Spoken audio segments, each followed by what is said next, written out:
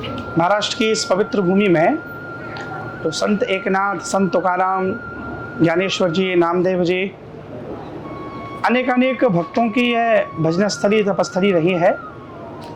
मेरा परम सौभाग्य रहा कि इस पावन भूमि में गीता भक्ति अमृत महोत्सव में भाग लेने के लिए मैं भी यहाँ उपस्थित हुआ हूँ। इस उत्सव का मूल जो आधार है वो परम पूज्य स्वामी गोविंद देव गिरि जी महाराज का 75वां अमृत महोत्सव। पूज्य स्वामी जी को वर्षों से, बाल्यपन से मुझे उनके सानिध्य में रहने का, उनका आशीर्वाद प्राप्त करने का सौभाग्य प्राप्त हुआ। और ये मैं देश के जिन कई संतों का व्यक्तिगत और वैयक्तिक मेरे जीवन पर प्रभाव पड़ा, उसमें से एक पूज्य स्वामी जी हैं। बिना किसी अपेक्षा के, बिना श्रमित हुए, बिना निराश हुए, बिना किसी भय के, बिना किसी बाधा के वो अनेक वर्षों से माँ भारती का, सनातन का, धर्म का, हिंदुत्व का कार्य करते आ रहे हैं। उनका जीवन हम सब के लिए एक प्रेरणा है और एक, हम कह सकते हैं, पाथेय है जिस पर हम सब युवा पीढ़ी को चलना है। उनका वर्तमान हमारा भविष्य है। वो जो जीवन जी रहे हैं, भारत की जो एक ऋषि परंपरा है, जो सनातन परंपरा, एक साधु के, सन्यासियों के जो लक्षण उन्होंने कहे हैं, वो लक्षण आकर कहीं विभूषित हुए हैं तो उनके भीतर हुए हैं। और ये उनके तप, उनकी साधना का ही प्रभाव है जब देश के राजा ने उनके हाथ से आचमन लेकर और अपने व्रत को पूर्ण किया है। मैं प्रभु से प्रार्थना करता हूँ पूज्य स्वामी जी को शतायु प्रदान करें, दीर्घायु प्रदान करें। उनके ज्ञान, उनकी तपस्या, उनकी साधना के द्वारा समाज का भला हो, मानवता का भला हो, हिंदुत्व का भला हो, संपूर्ण विश्व का मंगल हो, ऐसी मेरी प्रार्थना है।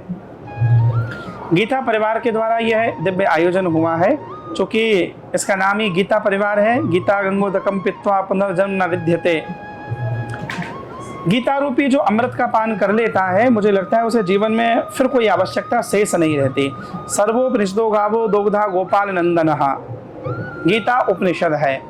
चेतना का उन्नयन करना हो, भय से, विषाद से, नकारात्मकता से बाहर आना हो, तो ये तो मैं नहीं कहूँगा कि गीता से श्रेष्ठ कुछ नहीं है, क्योंकि यहाँ तो इतना भारत की ऋषि परंपरा ने लिखा है कि कई जन्म बीत जाए तो भी ना समझ पाए, पर जितनी सहजता के साथ, सरलता के साथ गीता का ज्ञान ग्राह्य होता है सबके लिए, बालक हो, वृद्ध हो, जवान हो, व्यापारी हो, सन्यासी हो, राजनेता हो, डॉक्टर हो, वकील हो, प्रोफेसर हो, कोई भी हो, चेतना के किसी भी स्तर पर खड़ा हुआ व्यक्ति हो, गीता सबको नैराश्य से बाहर लाती है।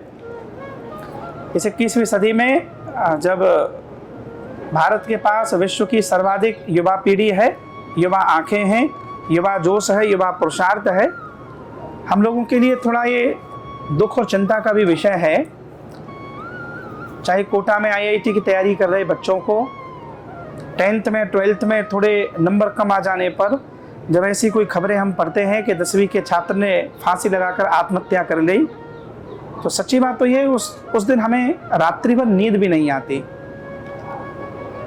लैपटॉप पर चलती हुई उंगलियां, मोबाइल हाथ में लेकर गूगल पर सर्च करती हमारी युवा पीढ़ी, अगर ये भीतर से मजबूत ना हुई, छोटी छोटी बातों पर लोग जीवन समाप्त कर रहे हैं। तमाम सुख सुविधाएं के साधन हमने इकट्ठे कर लिए, पर हमारी विल पावर, हमारी संकल्प शक्ति कमजोर हो गई। पहले लोगों के पास साधन नहीं थे, लेकिन साधना थी, संकल्प मजबूत थे।